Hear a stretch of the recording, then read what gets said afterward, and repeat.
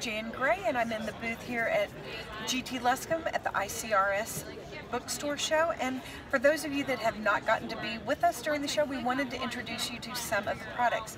And right now I want to show you a really fun open stock set of products that are available to you to carry as individual items. They're part of the sparkly and shiny, the things that I call the accessories to our Bible page.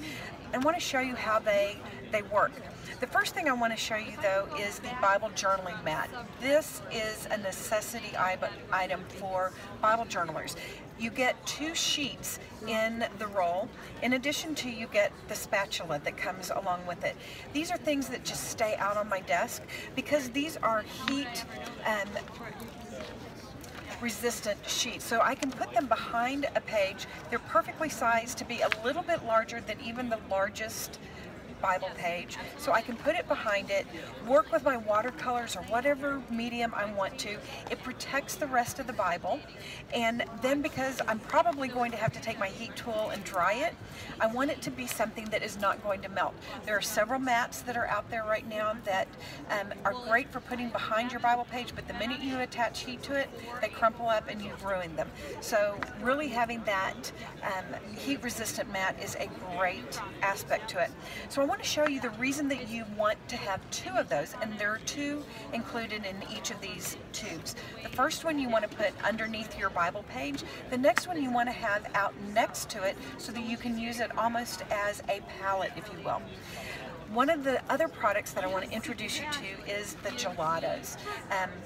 They are just a wonderful way to deliver pigment that you can use in a variety of ways. Now these are metallics, so they come with a little bit of shimmer to them, and it's really easy to use them. I'm going to show you 2 fun things you can do with them. They kind of look like a chapstick, but because they kind of come in that kind of tube, but it is basically a very creamy delivery vehicle for pigment. That's important for a couple of reasons. You can just scribble them out on your journaling mat, add just a little bit of water,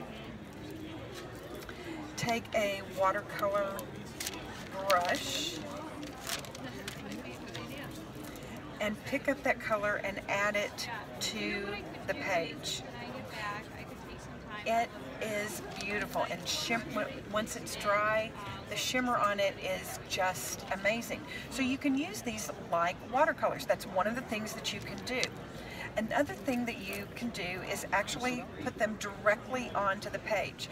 So because I find that sometimes the best tool that I have is the tip of my finger, you can pick some of that up and just blend it on. If you're wanting just a nice little, you want to highlight a word or something that they have done in the margin, that's a second way that you can add that.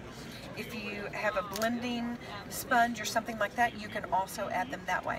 Okay, but here is the thing that is, well, people get giddy about this. I'm just not going to lie to you. This is a product that I think the real name of it is called Frosty Dawn Sparkle. It's texture paste with glitter in it, but the truth is I call it a jar of unicorn joy. Here's why. Look how sparkly and shiny that is. I am just telling you, it's delicious. It's delicious. So, because this comes with glitter in it, it means that you're not going to wear it later. The glitter is all contained in here, and once it's dry, it dries and it's held on the page, and it's not flaking off and causing you to have a little bit of glitter in your hair and everywhere else. Glitter has a way of spreading if you have never worked with glitter before. The benefit of having the spatula is that we can take out just a little bit of our unicorn joy, and then I like to tint it with the gelatos. And the reason that these are a great way to tint any kind of texture paste that you might be working with is because they are not actually adding additional liquid to them.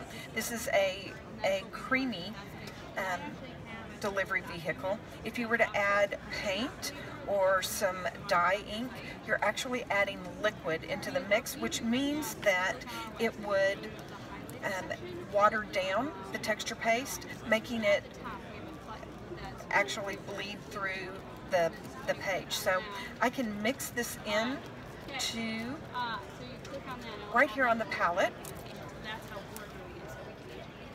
Using a stencil, I can pick it up. Okay.